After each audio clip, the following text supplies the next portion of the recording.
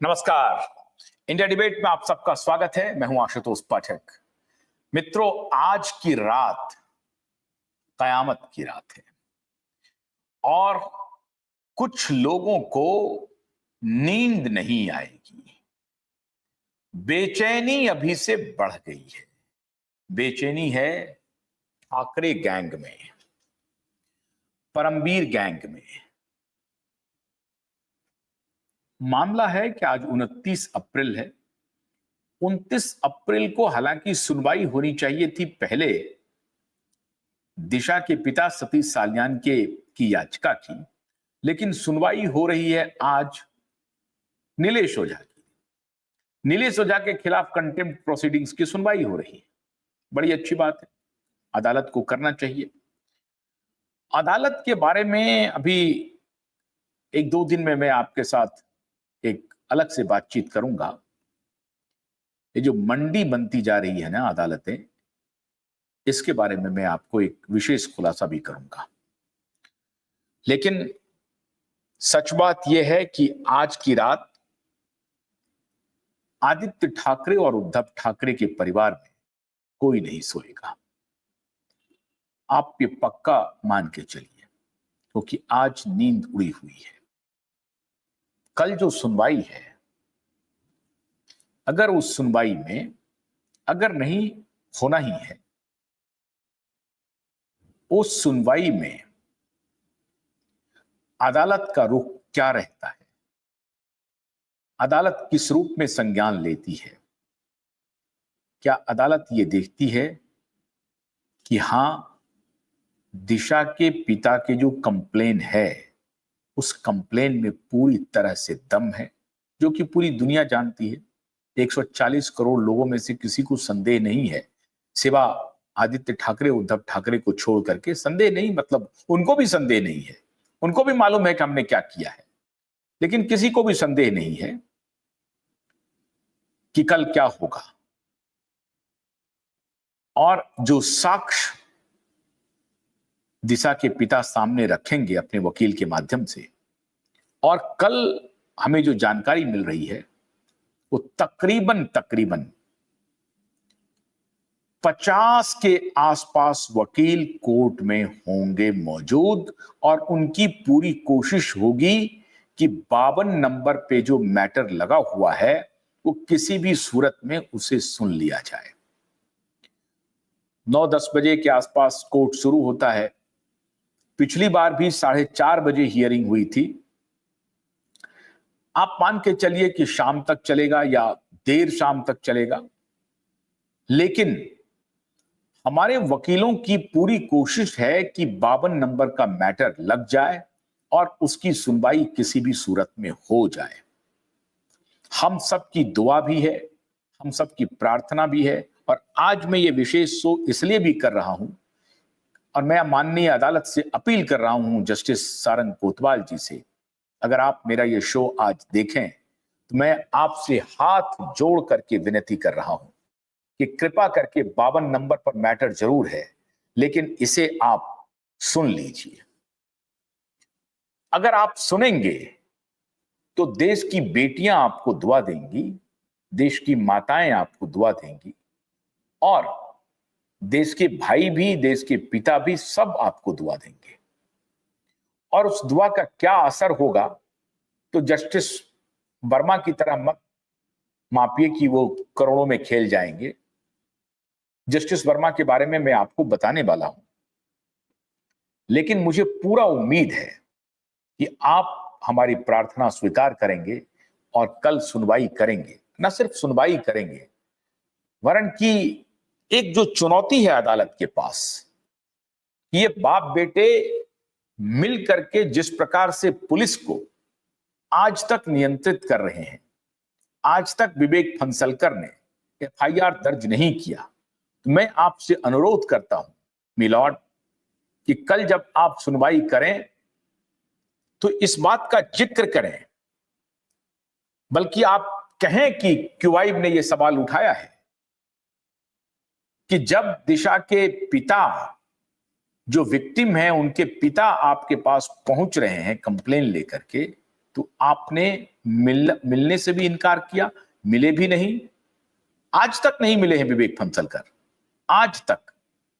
तो मैं माननीय जस्टिस सारंग कोतवाल जी से यह अपील करता हूं, कल तो दलील दी जाएगी, लेकिन आज अगर आप मेरा यह कार्यक्रम देखेंगे तो मैं आपसे अपील करता हूं, करबद्ध अपील करता हूं, करबद्ध प्रार्थना करता हूं कि वकील जो भी दलील दें, लेकिन मैं आपके संज्ञान में ला रहा हूं, आपके संज्ञान में ला रहा हूं कि अगर आप कल सुनवाई शुरू करें तो जो याचिका आपके पास है उसे तो आप पढ़ के ही जाएंगे, आप सुनेंगे भी, लेकिन एक बात जरूर पूछें कि भाई मुंबई के पुलिस कमिश्नर विवेक फंसलकर साहब, आप ये बताइए, एफआईआर तो बात की बात है, अगर कोई विक्टिम के पिता आपसे मिलना चाहते हैं वकील के साथ, तो ये कमिश्नर की प्राइमरी ड्यूटी है कि नहीं कि उनसे मिलें? क्योंकि आपके मातहत पुलिस वालों पर भरोसा उस प्रकार से नहीं हो रहा है, तभी तो आप बड़े पुलिस अधिकारी के पास जाते हैं।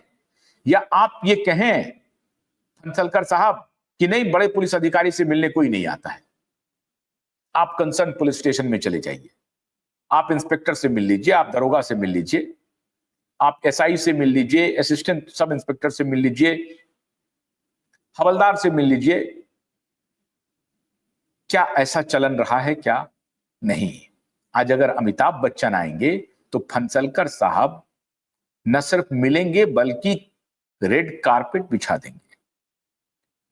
सलमान खान मिलने आएंगे तो फंसलकर साहब अगर उनके साथ कोई और वरिष्ठ अधिकारी बैठे होंगे तो उनको कह देंगे कि आप कमरे से बाहर चले जाइए, हम लोग कुछ बात करना चाहते हैं। फिर फोटो भी खिंचवाएंगे और फोटो खिंचवा करके वो अपने फोटो गैलरी में जीवन भर रखेंगे कि जब मैं मुंबई कमिश्नर था तो सलमान खान मिलने के लिए आया था, जब मैं मुंबई का पुलिस कमिश्नर था तो अमिताभ बच्चन, जया बच्चन, ऐश्वर्या राय, ये सब मिलने के लिए आए थे। अगर ये सारे स्टार आपसे मिलने का अनुरोध करें तो विवेक फंसलकर जी, मैं दावे के साथ कह सकता हूं कि आप न सिर्फ मिलेंगे, पूरा रेड कारपेट बिछा देंगे और फूलों से ऐसा सजा देंगे अपने दफ्तर को जो लोग कहेगा कि आपका दफ्तर नहीं है, किसी दुल्हन की सजावट है।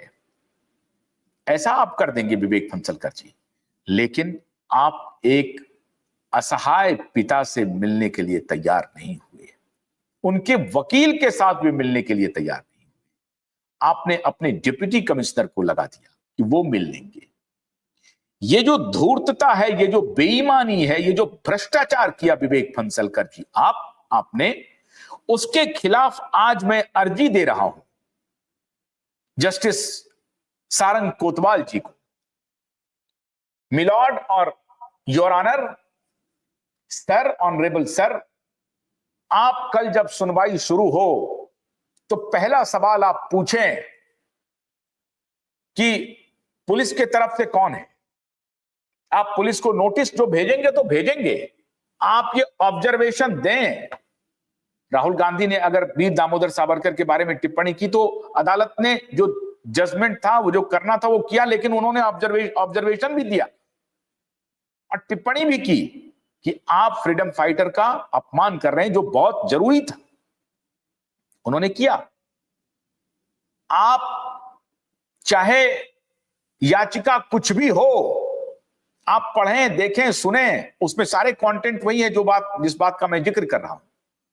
लेकिन मैं आपसे अनुरोध करता हूं कि आप जरूर एक बार विवेक फंसलकर को पूछें, नोटिस भेजें डायरेक्ट विवेक फंसलकर को कि आपने दिशा के पिता से मुलाकात क्यों नहीं की।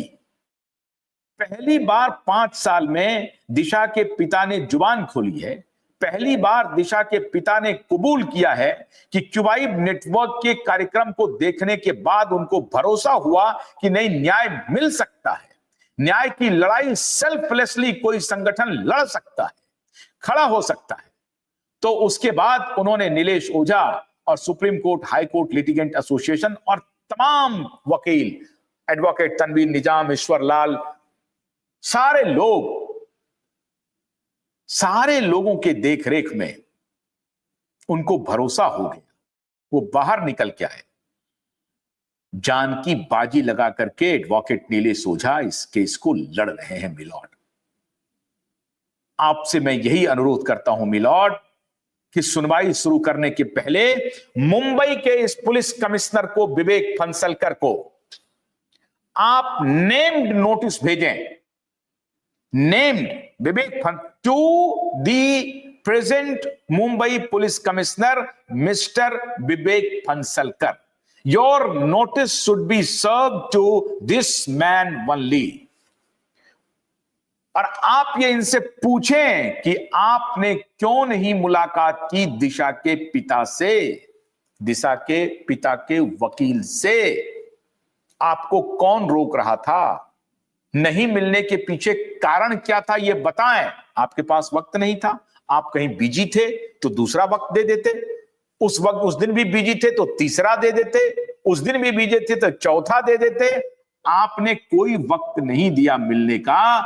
आपने पुलिस प्रोटेक्शन के लिए भी कोई काम नहीं किया।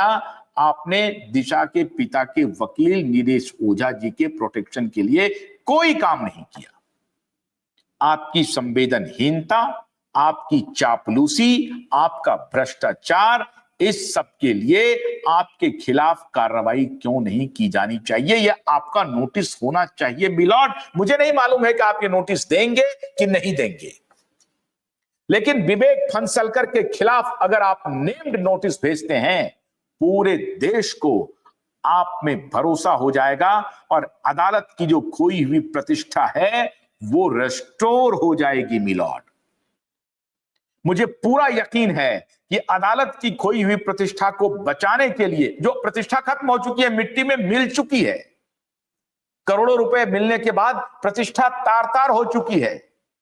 30,000 करोड़ रुपए के कितने कमीशन खाए गए ये पब्लिक डोमेन में आ गया है। तो सुप्रीम से लेकर के उच्च तक की प्रतिष्ठा दांव पर लगी हुई है। और आप जिनके खिलाफ आज कंटेम्प्ट नोटिस की सुनवाई अदालत कर रही है, उनके बारे में लिखित 2 साल पहले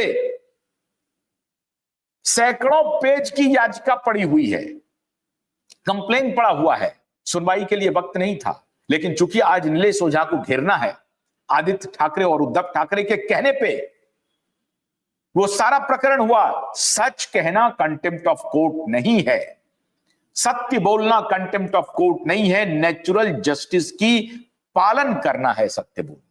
और नीलेश ओझा अगर सत्य बोल रहे हैं, बाहर बोल रहे हैं, अंदर बोल रहे हैं, अरे अंदर तो लिखित रूप में बोल रहे हैं, और ये जानकारी आपको नहीं मिली, तो किसने ये जानकारी नहीं दी? आपको ये इन सारे तथ्यों को जांचना पड़ेगा, परखना पड़ेगा, और जांच परख करके आपको निर्णय की तरफ बढ़ना पड़ेगा। आज मैं मिलॉर्ड आपसे अपील करता हूं कि सबसे पहले आप मुंबई पुलिस को तो नोटिस भेजेंगे, ये तो मुझे मालूम है, लेकिन उस नोटिस में अगर आप आदरणीय विवेक फणसलकर को नेम्ड लिखेंगे कि you as a commissioner of Mumbai, police commissioner of Mumbai, you did not maintain your responsibility and accountability, you ran away from your responsibility and accountability, therefore you are liable to give the appropriate answer to the competent court.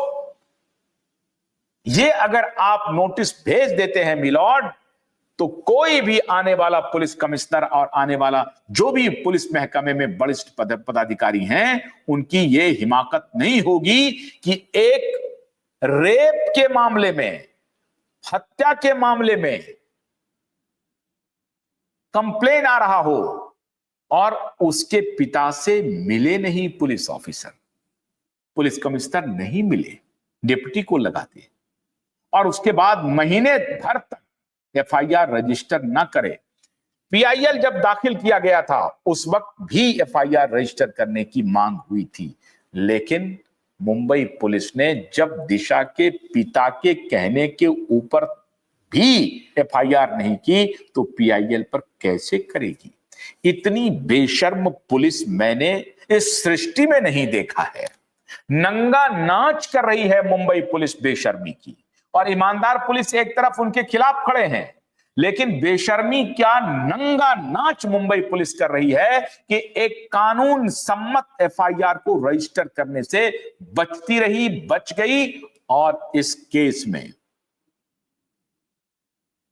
Maharashtra के मुख्यमंत्री के ऊपर गंभीर आरोप लगने जा रहे हैं। महाराष्ट्र के मुख्यमंत्री ने अच्छा काम नहीं किया। देवा भाऊ, आपके डिप्टी ने on the floor of the house कहा था कि दिशा के पिता के नोटिस को हमने संज्ञान में ले लिया है और कार्रवाई होगी। क्या कार्रवाई की आपने? आपकी पुलिस ने क्या कार्रवाई की? ठकुर सुहाती किया आपकी पुलिस ने। आपकी पुलिस ने बेशर्मी से आपके आदेश को नहीं मानना और आप कुछ नहीं कर पाए। देवा भाऊ, आपके डिप्टी होम मिनिस्टर कुछ नहीं कर पाए। राम कदम जी, आपको याद होगा ना, आपने प्रेस कॉन्फ्रेंस किया था, एक एक लोगों को इस गुनाह में जो जो लोग शामिल हैं उनको बख्शा नहीं जाएगा। आप ही कह रहे थे ना, आप ही कह रहे थे ना कि अब दिशा के पिता आ गए हैं और उनके बात को एकदम से सुना जाएगा। आप ही कह रहे थे ना राम कदम जी। राम कदम जी जहां कहीं भी हैं, क्यूआई नेटवर्क को अगर सुन रहे हैं, पूछिए देवा भाऊ से, पूछिए भारतीय जनता पार्टी के सभी नेताओं से कि क्या किया मुंबई के पुलिस कमिश्नर विवेक फणसलकर के खिलाफ। आपने क्या किया? क्या कार्रवाई की? आप इंतजार कर रहे हैं अदालत का कि अदालत कहे, ताकि आप ओनस शिफ्ट कर देंगे अदालत पे। मतलब आपका शोल्डर इतना कमजोर है कि आप एक ईमानदार, जो सच है वो सही बात करने के लिए भी आपका बाजू तैयार नहीं है। ये किसको धोखा दे रहे हैं? किसको उल्लू बना रहे हैं? किसके समर्थन में खड़े हैं? ध्यान रहे, अब मुझे नहीं मालूम कि वो मेल आपको मिला है कि नहीं मिला है। सिक्योरिटी के लिए मेल आपको भी भेजा गया था, होम मिनिस्ट्री को भी भेजा गया था, उत्तर प्रदेश पुलिस को भी भेजा था हमने। उत्तर प्रदेश की पुलिस 12 घंटे के अंदर में रिस्पॉन्ड करती है और जो भी उपयुक्त कार्रवाई करनी थी वो करती है। ये है लीडरशिप। और आप योगी आदित्यनाथ के सामने पानी भर रहे हैं देवा भाऊ, पानी भर रहे हैं। सीखिए योगी आदित्यनाथ से, सीखिए योगी आदित्यनाथ से। डंके की चोट पर स्पष्टता के साथ, पूरी स्पष्टता के साथ योगी आदित्यनाथ जो कहते हैं वो करते हैं।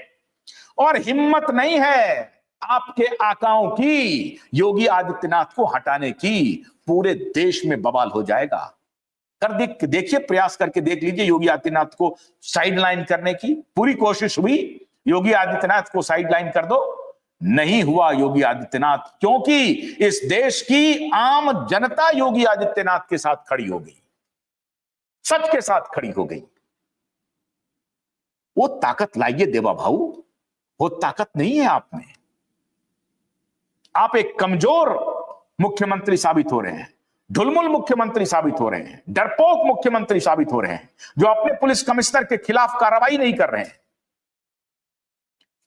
सदन में बयान दे रहे हैं, लेकिन अदालत की बात जो हो रहे हैं कि अदालत आदेश देगा तो हम जिम्मेदारी अदालत पर डाल देंगे, क्योंकि आदित्य ठाकरे और उद्धव ठाकरे से डर लग रहा है।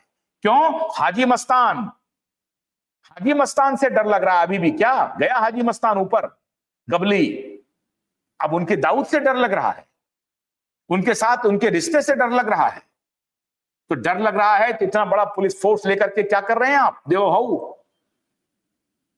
नीयत पर शक होने लगेगा देवा भाऊ, और पूरा देश ये देख रहा है। मैं माननीय अदालत से यह भी अपील करता हूं कि आप महाराष्ट्र सरकार से भी पूछिए आपने क्या कार्रवाई की। आपने अगर सदन में कहा कि हम दिशा के पिता के जो भी कंप्लेन हैं उसका संज्ञान ले चुके हैं और इस पर कार्रवाई करेंगे, तो आपने क्या कार्रवाई की? पार्टी बनाइए आप, महाराष्ट्र सरकार बनाइए पार्टी आप।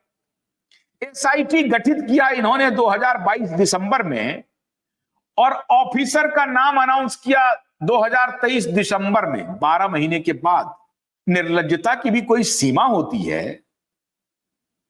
अरे दूसरी पार्टियां तो ठीक है निर्लज्ज हैं, पवार की पार्टियां और कांग्रेस पार्टियां, उनके निर्लज्जता की तो कोई सीमा नहीं है, लेकिन माननीय भाऊ साहब आपके गवर्नेंस की भी निर्लज्जता की कोई सीमा नहीं है। क्या कर रहे हैं माननीय देवा भाऊ? आप ही बताइए कि अदालत जब पूछेगी आपसे कि जब 2022 में आपने गठन कर दिया था एसआईटी का, तो 2023 दिसंबर तक एसआईटी ने क्या किया? और ये सारे सवाल अभी उठेंगे अदालत में। हमारे कॉम्पिटेंट वकील ध्यान रखिए, इन सारे सवालों को अदालत में रखिए, अदालत में रखिए कि जब 22 में आपने सरकार जब आपकी नई बनी, आपके ऊपर दबाव पड़ा लोगों का, तो आपने एसआईटी गठित कर दिया।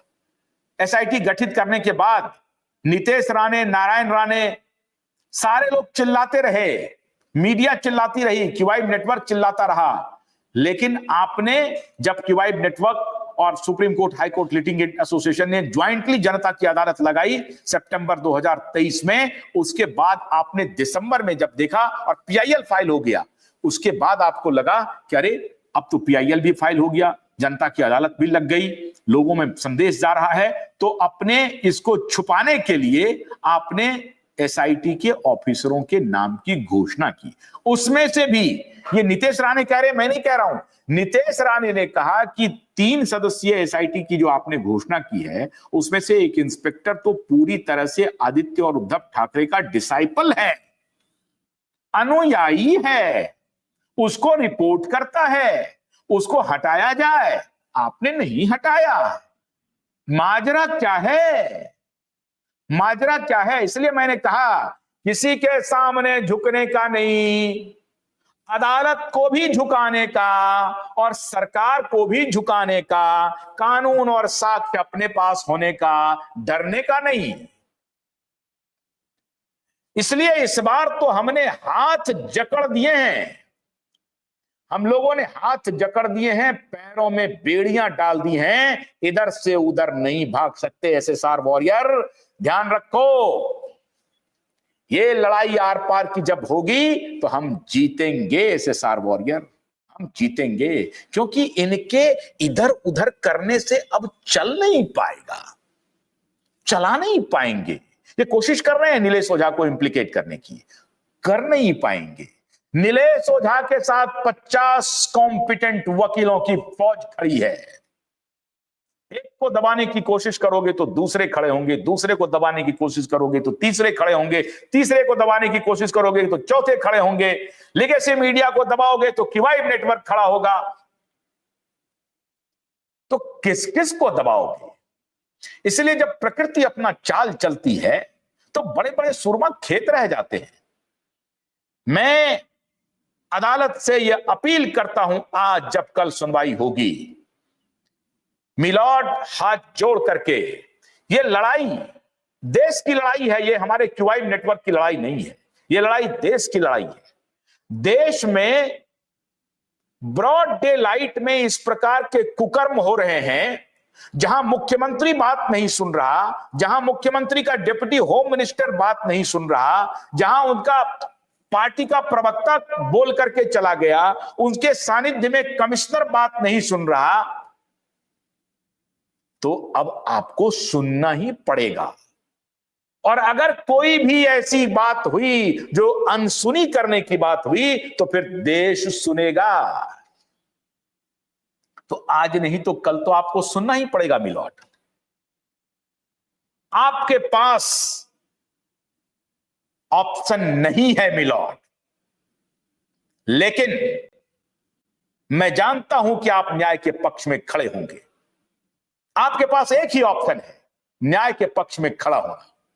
आपके पास एक ही ऑप्शन है मिलॉर्ड, 140 करोड़ लोगों के मन की शंका को दूर करना। आपके पास एक ही ऑप्शन है मिलॉर्ड, दिशा के पीड़ित पिता को न्याय देना। और जिस दिन दिशा के पिता को न्याय मिलना शुरू होगा, सुशांत की बहनों और सुशांत के पिता को न्याय मिलना शुरू हो जाएगा मिलॉर्ड। और ये बात तो भारतीय जनता पार्टी के भी नेता कह रहे, मैं अकेला नहीं कह रहा हूं, कह रहे। इसीलिए परीक्षा की घड़ी है और मुझे उम्मीद है कि परीक्षा की इस घड़ी में आप डिस्टिंक्शन से पास होंगे मिलॉर्ड। आपके ऊपर दबाव पड़ेगा मिलॉर्ड, बहुत पड़ने वाला है, लेकिन आप दबाव में मत आइएगा। 140 करोड़ लोग आपके साथ खड़े हैं और 30 अप्रैल की प्रतीक्षा कर रहे हैं। ये संघर्ष बहुत बड़ा रहा है मिलॉर्ड। इस संघर्ष की कहानी आप समझ नहीं सकते हैं, किस दर्द के साथ, किस पीड़ा के साथ पिछले 2 वर्ष से अनवरत कार्यक्रम चलाए जा रहे हैं। इस पीड़ा को अगर आप समझ लेंगे तो वो कल पहली फुर्सत में दिशा के वकीलों से बात किए बगैर आप नोटिस जारी कर देंगे, सुओ मोटो ले लेंगे।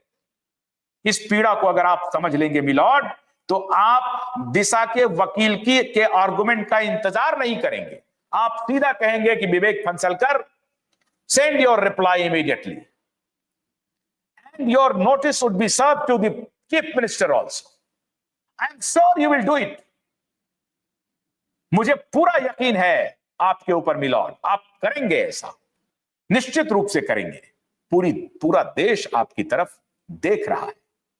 नोटिस सर्व कीजिए, फडणवीस जी को भी नोटिस सर्व कीजिए, नोटिस सर्व कीजिए उनके डिप्टी होम मिनिस्टर को, नोटिस सर्व कीजिए आप विवेक फंसलकर को।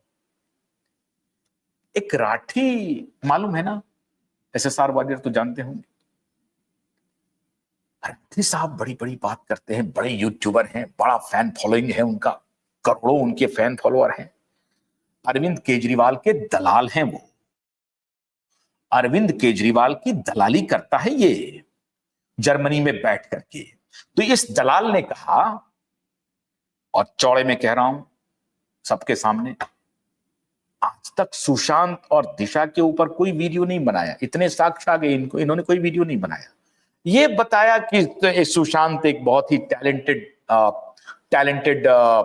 एक्टर थे, वो जब चले गए तो नेपोटिज्म पर एक बना दिया वीडियो, नेपोटिज्म पे।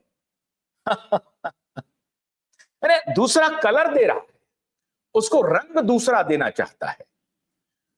कहां कहां किस किस स्तर पर कैसे कैसे काम हुआ इस दिशा सुशांत के केस को दबाने की, आप इसकी कल्पना नहीं कर सकते।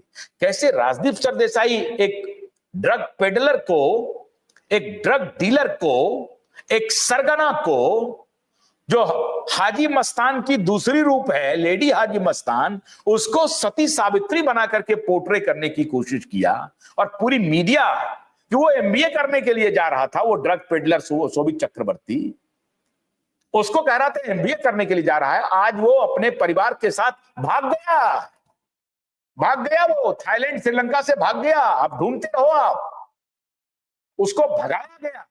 इस देश के सत्ता नशी ने उसे भगाया है, पैसे वालों ने उसे भगाया है। तो ये ध्रुव राठी, उधर पैसे वाले, वकील, जज साहब के बेटे, सब उसमें शामिल थे। सारे लोग शामिल रहे हैं, सारे लोग। पूरी व्यवस्था को इन्होंने तार तार कर दिया है, पूरी व्यवस्था को पूरी तरह से कॉन्स्टिट्यूशनल और इंस्टीट्यूशनल ब्रेकडाउन कर दिया इन लोगों ने देश में। इसीलिए 30 अप्रैल की तारीख महत्वपूर्ण है। तो राठी ने एक वीडियो बनाया नेपोटिज्म पे, और उसके बाद महाराष्ट्र चुनाव के पहले एक वीडियो बनाया, कहा कि हम एक चैलेंज देना चाहते हैं महाराष्ट्र के नेताओं को, देखते हैं कौन चैलेंज स्वीकार करता है। और चैलेंज में किया कि एनवायरनमेंट के लिए क्या करेंगे, इसके लिए क्या करेंगे, 6 सूत्रीय एक चैलेंज दे दिया। और उस चैलेंज को एक्सेप्ट कौन किया? आदित्य ठाकरे ने। आदित्य ठाकरे, अगर तुम्हारे अंदर मजबूती है, तुम देश की बात करते हो, शर्म आनी चाहिए तुम्हें, शर्म आनी चाहिए। अरे तुम्हारे प्रवक्ता आकर के मेरे साथ इंटरव्यू में बोल के गए कि 6 बजे शाम के बाद ये लोग कहां घूमता है। मैंने कई बार पार्टी फोरम पे और इनके बाप को समझाने की कोशिश की, कहां घूमता है। तुम्हारे प्रवक्ता आकर के बोल के गए किशोर तिवारी कि रात 9 बजे ही निकल गया था दिशा के घर से। अब तुम 9 बजे निकले थे कि 12 बजे निकले थे, लाश को वहां पर रख करके उसके बाद निकले थे। ऊपर से तो फेंके नहीं थे तुम, ये तो स्पष्ट हो गया है। तो तुम थे कि नहीं थे, हां थे, नहीं थे, इसकी चुनौती स्वीकार करो, आओ सामने से बोलो। इंटरवेंशन लगाया था ना, प्रेस कॉन्फ्रेंस करके बोलो कि मैं अदालत में जा रहा हूं, जिसने हमारे खिलाफ आरोप लगाया है मैं उनके खिलाफ जो है सो डिफेमेशन का केस डाल रहा हूं। क्यों नहीं डाला डिफेमेशन का केस? क्यों नहीं डाला डिफेमेशन का केस? कि तुम्हें बदनाम करने की कोशिश हो रही है। अरे तुम्हारा नाम क्या है यार? तुम्हारा क्या नाम है? दो कौड़ी के तुम नेता हो, बाप और अपने दादा की कमाई खा रहे हो, तुम्हारा नाम है? अरे ये देश का पुरुषार्थ मर गया कि तुम्हारे जैसे नेता को ये देश कबूल कर रहा है। और मैं देश के पुरुषार्थी लोगों के पुरुषार्थ को जगाना चाहता हूं कि अगर इस प्रकार के नेता को नेता बनाओगे तो ये देश मिट्टी में मिल जाएगा, तुम्हारे पुरुषार्थ पर सवाल उठेगा। इसलिए देश के नौजवानों, अपने पुरुषार्थ को पहचानो और इस जैसे चरसी को अगर नेता कहोगे तो तुम्हारा पुरुषार्थ मिट्टी में मिल जाएगा। अरे तुम्हारे देश का पुरुषार्थ तो शिवाजी महाराज हैं, तुम्हारे देश का पुरुषार्थ तो महाराणा प्रताप हैं। और लक्ष्मीबाई, मैं बहनों से कहना चाहता हूं, खैर इस देश की एक बहन इनके साथ नहीं है, तो पुरुषार्थी बनिए। और इसीलिए आज मैं माननीय अदालत से यह आग्रह कर रहा हूं, इस व्यक्ति ने ध्रुव राठी का चैलेंज स्वीकार कर लिया, कहा मैं स्वीकार कर लेता हूं। ये मैच फिक्सिंग चल रही थी, Rathi and brothers, Kejriwal and Thackeray, ये सभी इकट्ठा हो गए थे। ये केजरीवाल, ठाकरे, राहुल गांधी, आज तक प्रियंका गांधी ने एक बार भी आदित्य ठाकरे के बारे में जुबान नहीं खोला। आज तक दिशा के पिता को न्याय देने के बारे में एक बार भी प्रियंका गांधी ने नहीं। क्यों नहीं किया?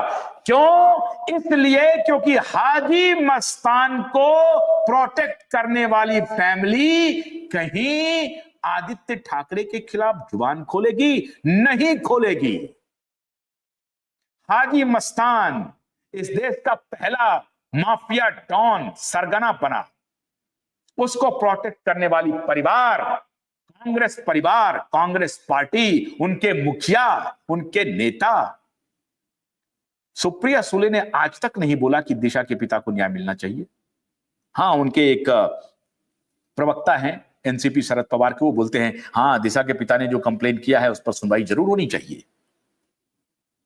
लेकिन प्रियंका गांधी की जुबान नहीं खुली। धिक्कार है इस पार्टी पर, ऐसे नेता पर।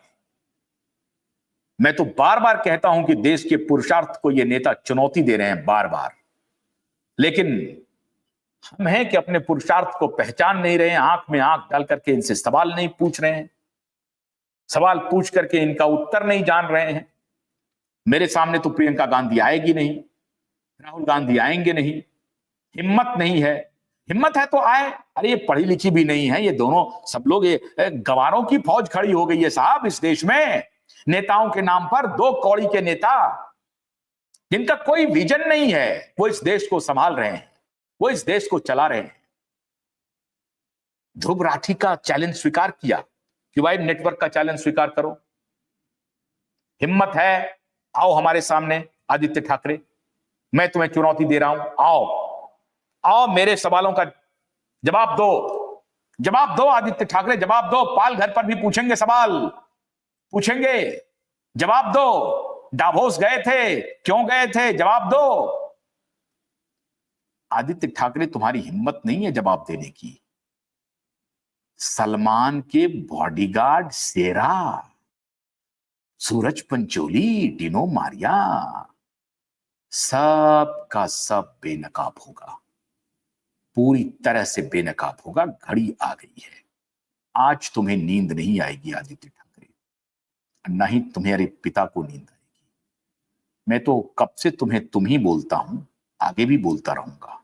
उम्र में भी छोटे हो और तुम आप कहने का इज्जत पाने लायक नहीं हो, तो जवाब तो देना पड़ेगा तुम्हें। आज तुम्हें नींद नहीं आएगी। ये लड़ाई क्यूआई नेटवर्क, इस देश के 140 करोड़ लोग लड़ रहे हैं।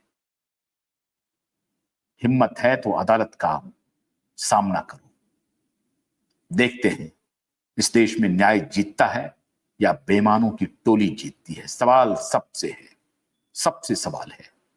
अगर इस लड़ाई को हम 30 अप्रैल तक ले आए हैं एसएसआर वॉरियर और सुशांत और दिशा के प्रशंसक, उनके चाहने वाले, तो ध्यान रखिए मिट्टी में मिल जाएंगे, लेकिन इस लड़ाई को छोड़ूंगा नहीं।